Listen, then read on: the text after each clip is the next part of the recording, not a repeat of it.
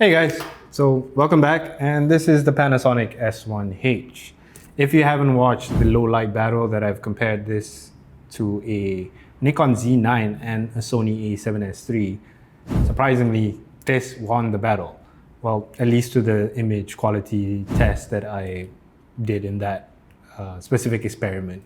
But for this video, I kind of wanted to touch a bit of the S1H, mainly because of how I've had some experience with the GH6.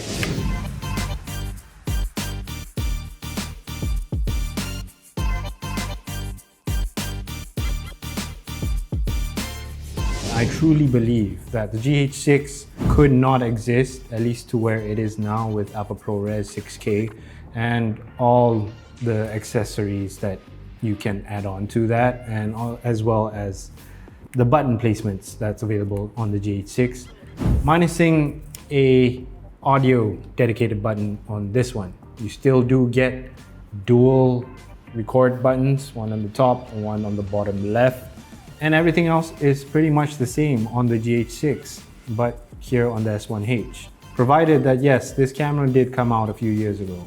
It came out about the same time as the Sony a7S III, and just to talk a bit about the specs, it does 4K 120, cinema 4K up to 60 FPS, and also 6K itself up to 25 FPS.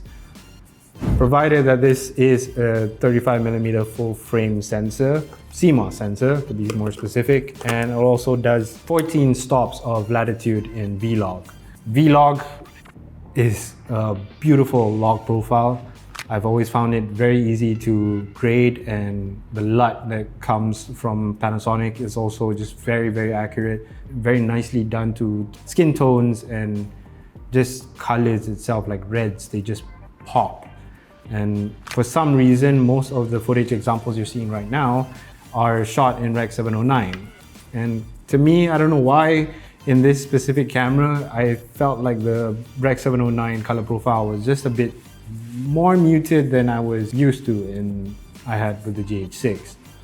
So surprisingly, it performed less in that sense, but again, low light, this was the winner, and I will attest to it now. It does amazingly well in low light, provided that there is some color banding every now and then. When it gets to that very dark stage, it doesn't do well as an a7S III, I guess, but it still holds up very well when there's sufficient lighting, and you can push this up all the way to 51,200 ISO, something that the GH6 suffered a lot with. So this is definitely the big brother to the GH6. I guess that's why it is still a Micro Four Thirds sensor in that one, and this one is a full frame. But also it comes with a bigger body and a dual screen. Now you get your informations given to you directly on the top screen. It's always on. At least it shows a battery life even when you switch it off. And some other premium features where you can flick that to the right and it will backlit some of the buttons. So little things like that does make the camera feel more of a workhorse than just another video camera. And I really believe like this camera does belong in a studio or a big film set. You can even use it for commercials, I guess. I think the closest to comparison they wanted to go with was the a7S III, but I do believe like it can actually go against something of a likes of a Sony FX3. FX3 might have a bit more in that latitude, but again, the color profiles, the color science in Panasonic has always been beautiful, and I always prefer it. This is not much of a full review, but more so of a revisiting of what Panasonic has done, especially with their full frame cameras. And the S1H, considerably one of the latest of that full frame line. And yeah, we're just waiting on for what else they will come up with next. The only gripe I had with this camera, aside from the fact that 5-axis in-body stabilization, I did get some comments from Panasonic themselves telling me that Boost EIS should not be working, should not be enabled while you're walking. Now that I know that, I want to share that with you guys. Boost EIS should not be turned on while you're walking. And contrast autofocus is not the greatest.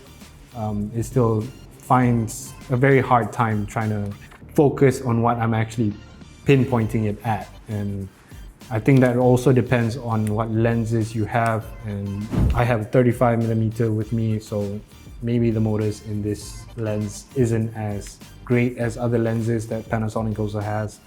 Also, just probably, I wish this was a rotating ring instead of buttons, but the joystick is still there and you can pretty much use the joystick to whatever situation you're in. And it also comes with waveforms, all the stuff you get in the GH6. But yeah, again, the GH6 could not exist without the S1H.